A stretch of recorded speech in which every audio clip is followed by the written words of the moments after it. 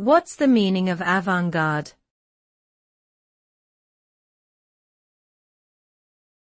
Avant-garde.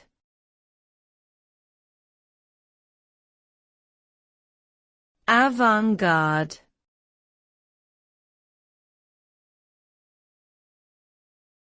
Avant-garde.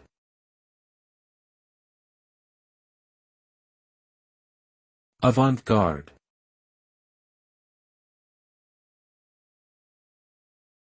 Avant-garde refers to new, experimental and revolutionary ideas in arts and culture, often challenging conventional norms. It encompasses different forms of expression including literature, music, film, and visual arts. Avant-garde artists seek to break away from traditional artistic techniques and push boundaries to create something unique and original.